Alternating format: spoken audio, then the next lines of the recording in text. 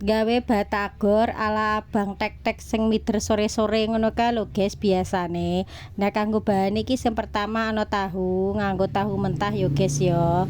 Lah kok ngono terus bumbune iki ana bawang goreng, brambang goreng, saus tiram karo lada bubuk, terus dicoper. Nek ora duwe chopper yo iso wae direnyet-renyet gawe ulek-ulek utawa gawe garpu sing penting ajur.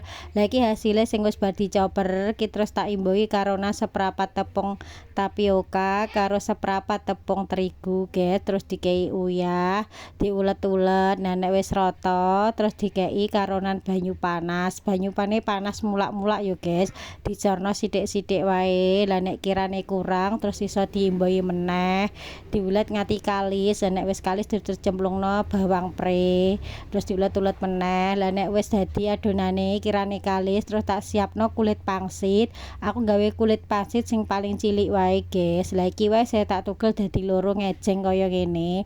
Aku pengen gawe sing cilik-cilik wae dadine kok iso mateng njaba njero ngono lho guys. Nek cilik-cilik ki nek digoreng. Lah iki hasile dadi semene kae. Lah kok ngono terus tak goreng nganti kecoklatan. Nek goreng ki yo genine cilik-cilik wae guys, dadi iso mateng tekan jero-jerone.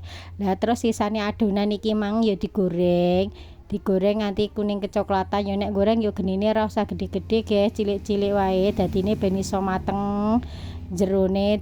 Lah nek wis rupane golden brown utawa kuning kecoklat ngene iki terus wis dientas. Lah iki hasile kinyel-kinyel ya empuk, gak alot, gak nyereti guys. Lah terus iki tak gekno bumbune iki bumbu kacang. Iki tak goreng kacange genine cilik-cilik wae. Nek goreng aja nganti gosong. Nek gosong kok bumbune jelase rasane pahit. Bumbune iki ana bawang, brambang, miri karo lombok abang. Terus di blender guys, nek wis lembut terus sokno ning gone jero wajan, dibohi karonan banyu, terus dikei karonan gula abang, karonan godhong jeruk, uyah, karonan penyedap.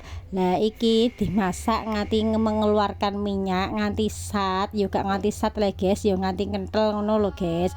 Lah nek wis mengeluarkan minyak kentel kaya ngene iki berarti tandane wis mateng.